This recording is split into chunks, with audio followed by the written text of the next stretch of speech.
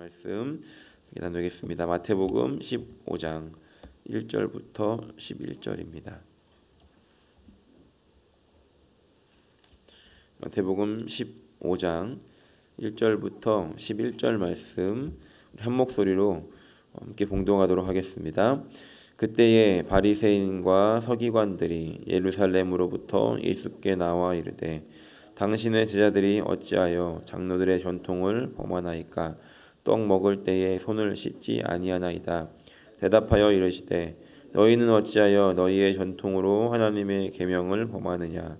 하나님이 이르셨으되 내 부모를 공경하라 하시고 또 아버지나 어머니를 비방하는 자는 반드시 죽임을 당하리라 하셨거늘 너희는 이르되 누구든지 아버지에게나 어머니에게 말하기를 내가 드려 유익하게 할 것이 하나님께 드림이 되었다고 하기만 하면 그 부모를 공경할 것이 없다 하여 너희의 전통으로 하나님의 말씀을 폐하는도다. 외식하는 자들아, 이사야가 너희에 관하여 잘 예언하였도다. 일러스되 이 백성이 입술로는 나를 공경하되 마음은 내게서 멀도다. 사람이 계명으로 교훈을 삼아 가르치니 나를 헛되이 경배하는도다 하였느니라 하시고 무리를 불러 이르시되 듣고 깨달으라.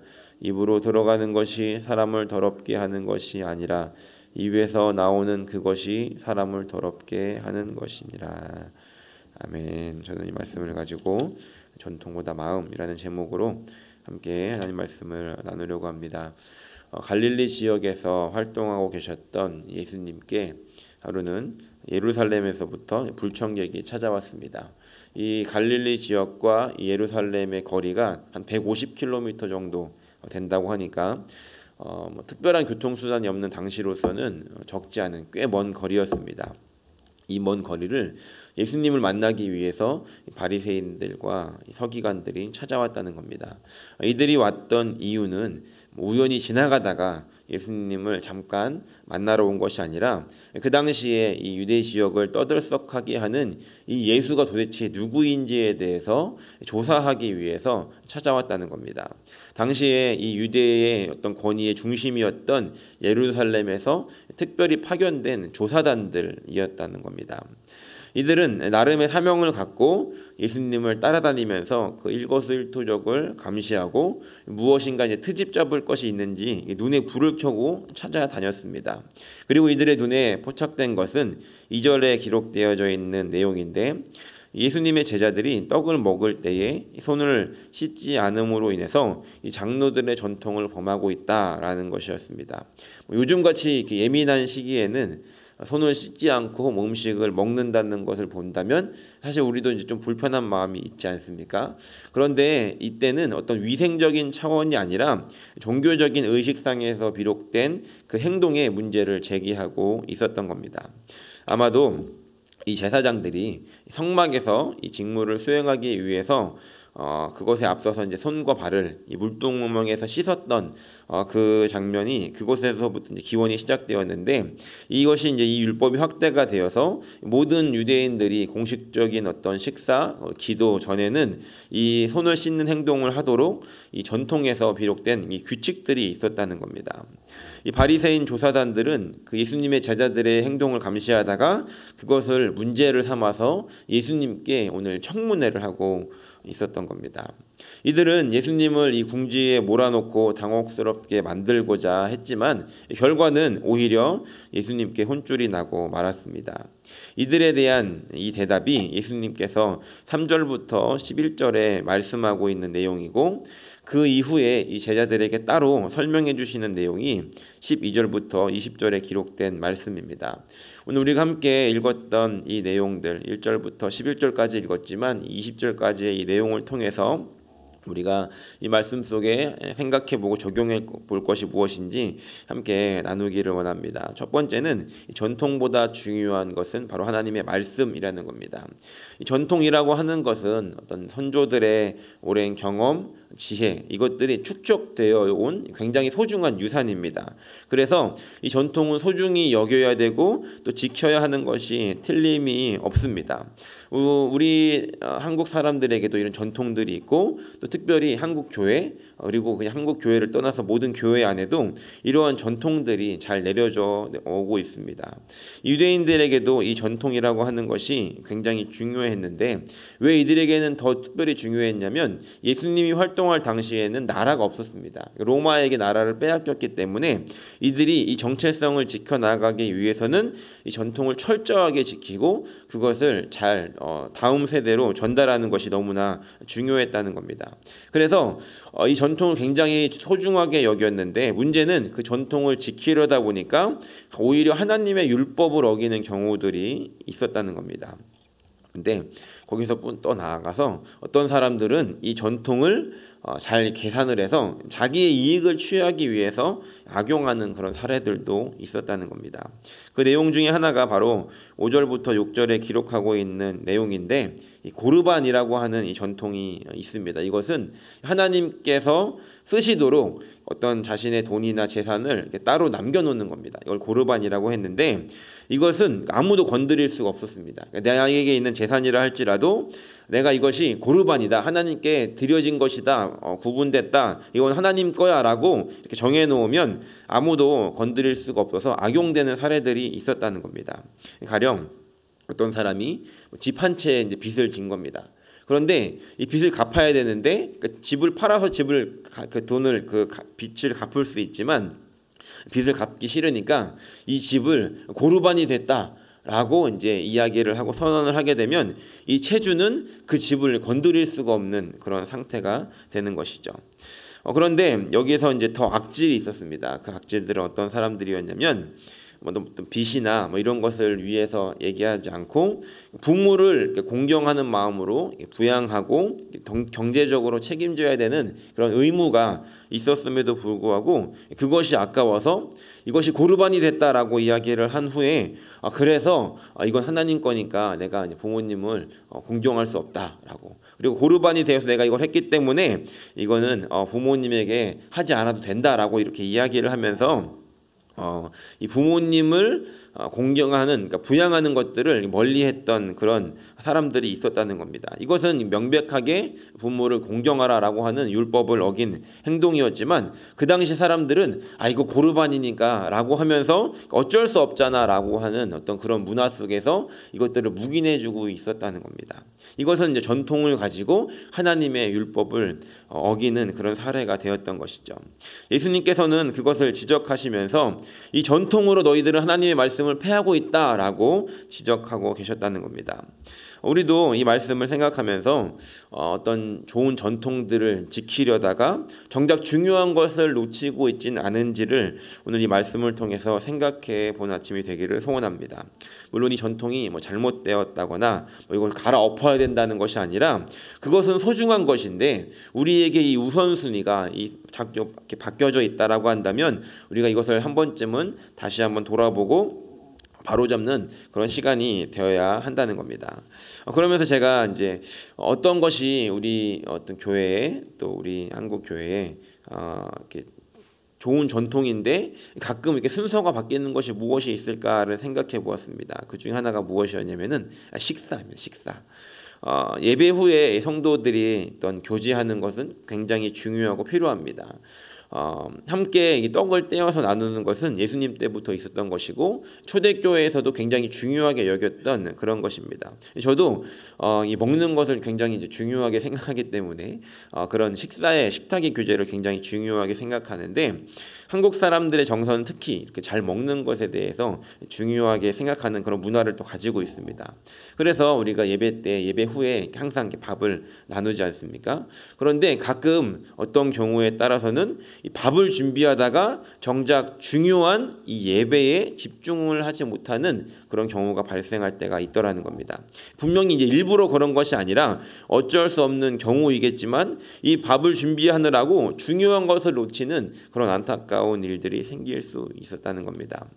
제가 전에 사역하던 교회에서 그런 이제 일들이 종종 발생했던 것 같습니다. 그래서 그것을 이제 그 여지를 막고자 사모님께서 총재를 메시고서 부엌에 이제 예배 시간쯤 되면 나오셔가지고 기다리시다가 예배 시간 다 되면은 부엌에서 다 몰아내십니다. 나가시라고, 예배 드리러 가시라고. 그리고서 맨 마지막에 부엌에 아무도 남지 않은 걸 확인하시고 그때 이제 예배를 들어가셨습니다. 그렇게 예배가 밥보다 중요하다는 것을 훈련을 시키셨습니다. 그럼에도 불구하고 어쨌든 이제 몸은 끌려 나와서 이렇게 성전에 앉아 있지만 마음속으로는 그런 마음이 들지 않겠습니까? 국이 덜 끓었는데, 간이 덜 됐는데, 뭐가 덜 들어갔는데라고 하는 여러 가지 생각들이 들지 않겠습니까? 그러면서 우리의 마음이 정말 이 예배를 위해서 우리가 그 예배를 아름답게 만들고 성도의 교제를 위해서 준비하지만 그러므로 인해서 정작 중요한 그 예배를 놓치게 되는 일들이 일어날 때가 있었다는 것입니다. 그러면서 한 가지 더 생각해 보게 된 것은 우리가 이제 코로나로 인해서 참 힘든 시간들을 보내고 있지 않습니까? 1년이 벌써 지났더라고요. 그런데 그나마 감사한 것은 저희가 저희 교회뿐만이 아니라 한국에 있는 모든 교회들, 또 호주에 있는 한국 교회들도 마찬가지로 이것을 잠시 멈추고 밥하는 것을 다 금지되지 않았습니까? 다 멈추고 온전히 하나님께 집중하는 시간이 되지 않았나라고 하는 생각을 해봤습니다. 물론 이것을 통해서 또 하나님이 하셨던 다른 일들이 있겠지만 그나마 이것들을 통해서 감사한 것들을 찾을 수 있었다는 것이죠. 바라기는 오늘 우리가 이 아침에 이 말씀을 다시 한번 생각하면서 기도하기 원하는 것은 내가 그동안의 전통이라는 이유로 이것이 중요하다라고 하는 그런 생각들로 인해서 그동안은 이렇게 생각했던 것 그리고 행동했던 것들, 그런데 정작 중요한 것은 내가 놓치고 있었던 것이 있다라고 한다면 하나님 오늘 이 아침에 그것을 깨닫게 해주십시오. 하나님, 나의 우선순위가 어떤 전통에 있는 것이 아니라 하나님의 말씀에 우선순위를 두게 하시고 하나님께서 가장 중요하게 여기시는 것이 무엇인지 그것들을 나에게 깨닫게 하여 주셔서 하나님 용기를 가지고 지혜롭게 이 순서를 바꿀 수 있는 그런 은혜가 있게 해달라고 함께 기도하는 귀한 아침이 되시기를 예수님의 이름으로 간절히 축원합니다. 두 번째로 오늘 이 말씀을 통해서 예수님께서 우리에게 가르치시기 원하시는 것이 무엇인가 함께 생각을 해보려고 합니다.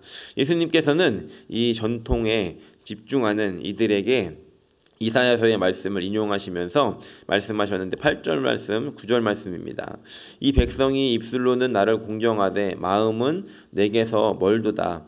사람이 계명으로 교훈을 삼아 가르치니 나를 헛되이 경배하는도다 라고 이사야서의 말씀을 인용하십니다. 그리고서 이것에 대한 이제 본질적인 이유를 11절에 기록하고 계신데 입으로 들어가는 것이 사람을 더럽게 하는 것이 아니라 입에서 나오는 그것이 사람을 더럽게 하는 것이니라 라고 말씀하십니다. 당시로서는 굉장히 충격적인 그런 말씀이었습니다. 왜냐하면 이 유대인들에게 있어서 먹는 것이 굉장히 중요했던, 엄격했던 규례였습니다. 이거는 부정하니까 먹으면 안 되고 이거는 먹어도 되고 이건 어떻게 해서 먹어야 되고 여러 가지 규정들 중에 이 음식에 대한 규례가 굉장히 중요했는데 예수님께서는 이 어떤 음식, 그러니까 입으로 들어가는 것이 사람을 더럽고 부정하게 하는 것이 아니라 오히려 입에서 나오는 것이 사람을 더럽게 한다라는 굉장히 충격적인 발언을 하셨다는 겁니다. 하나님으로부터 멀어진 그 마음에서부터 나오는 그 입술의 말이 사람을 더럽게 하는 것이고 그 사람의 마음속에 하나님으로부터 멀어진 상태로 어떤 이야기를 한다라고 한다면 그것은 하나님을 헛되이 경배하는 일들이 되어지게 된다라고 예수님께서 말씀하고 있습니다. 예수님께서 이제 12절부터 20절에는 제자들에게 그것들을 더 설명해 주시는데 그 마음에서 나오는 그 악한 것이 무엇인가를 15장 19절 말씀에 기록합니다. 우리 15장 19절 말씀 함께 읽겠습니다. 마음에서 나오는 것은 악한 생각과 살인과 간음과 음란과 도둑질과 거짓 증언과 비방이니 예수님께서 이것들을 한 번 더 해석해 주십니다. 그 마음을 지키라고 말씀하시면서 그 마음에서 나오는 것이 바로 이런 것이다. 악한 생각, 살인, 간음, 음란과 도둑질, 거짓 증언과 비방, 이런 것들이 이 마음으로부터 나와서 사람들에게 사람들을 더럽힌다는 것이었습니다. 이 당시에 이 바리새인들과 서기관들이 중요하게 여겼던 것이 전통이라고 한다면 예수님께서 이것보다 더 중요하게 여기셨던 것이 바로 마음이었다는 겁니다. 오늘 우리가 이것을 다시 한번 생기면서 우리의 마음을 더 중요하게 여겨야 하고 우리의 이 마음으로부터 비롯되어서 나오는 이 말들을 우리가 다시 한번 생각할 수 있어야 한다는 것입니다. 예레미야 17장 9절부터 10절 말씀에 이렇게 기록합니다. 만물보다 거짓되고 심히 부패한 것은 마음이라. 누가 능히 이를 알리오마는 나 야훼는 심장을 살피며 폐부를 시험하고 각각 그 행위와 그 행실대로 보응하나니라고 기록합니다. 만물보다 거짓되고 심히 부패한 것이 마음이다라고 이렇게 기록합니다. 이 마음을 지키는 것이 가장 중요하다는 겁니다. 마음이 멀어진 채 드리는 예배, 이 마음이 들어가지 않은 채 드리는 찬양, 이것들에 대해서 우리는 다른 사람들을 속일 수 있지만 하나님은 결코 피해갈 수 없다라는 것입니다. 우리가 찬양을 하며 예배할 때 우리의 얼굴로 또 우리 행동으로는 다른 사람들을 속일 수 있지만 그 마음의 중심을 보시는 하나님은 우리가 속일 수가 없더라는 겁니다.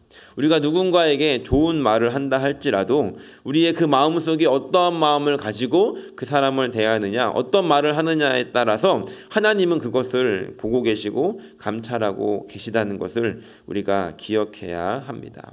오늘 이 아침에 우리가 함께 기도할 때 우리의 이 마음을 하나님께 내어놓는 시간이 되기를 소원합니다. 우리가 먼저 기도할 때 하나님, 나의 마음을 깨끗게 하여 주시고 나의 마음으로부터 선한 것, 좋은 것, 깨끗한 것들이 나오게 하여 주셔서 그것들이 이제 나의 입술로, 나의 표정으로, 나의 행동으로 바깥으로 표출되어질 때 하나님, 이것들을 보는 사람들이, 또 이것들을 듣는 사람들이, 이것을 경험하는 사람들이 그 선한 것들을 경험할 수 있는 그런 선한 영향력들이 흘러갈 수 있게 해달라고 함께 기도하는 아침이 되기를 소원합니다. 하나님, 나의 마음으로부터 거룩하고 정결할 수 있도록 해달라고, 나의 마음을 지키며 오늘 하루를 살아갈 수 있도록 해달라고 우리 함께 기도하며 오늘 이 마음으로부터 하나님을 경배하고 이 마음으로부터 깨끗한 것이 흘러나가 우리 주위에 있는 사람들에게 하나님의 아름다움을 흘려보낼 수 있는 통로가 되는 저 여러분들이 되시기를 예수님의 이름으로 간절히 축원합니다.